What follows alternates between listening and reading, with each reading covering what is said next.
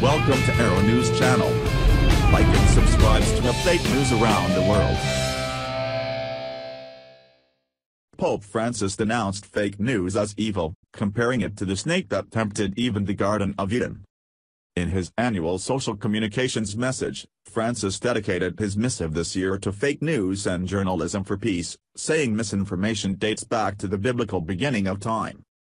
The strategy of this skilled father of lies is precisely mimicry, that sly and dangerous form of seduction that worms its way into the heart with false and alluring arguments, he said, adding fake news played on stereotypes and prejudices. This biblical episode brings to light an essential element for our reflection: there is no such thing as harmless disinformation. On the contrary, trusting in falsehood can have dire consequences. Francis then called on journalists to be protectors of the news and to rediscover the dignity of their profession. He said it was their responsibility to communicate the truth. The tragedy of misinformation is that it discredits others, presenting them as enemies, to the point of demonizing them and fomenting conflict, Francis said. A journalism of peace, Francis said, is one that is truthful, and devoid of rhetorical slogans and sensational headlines.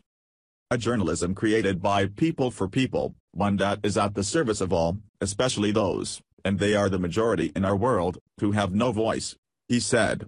A journalism less concentrated on breaking news than on exploring the underlying causes of conflict, in order to promote deeper understanding and contribute to their resolution by setting in place virtuous process.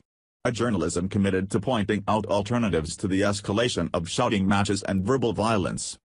The pontiff's message comes after he faced unprecedented bad press during his South American tour. It also comes a week after President Trump announced his fake news awards winners.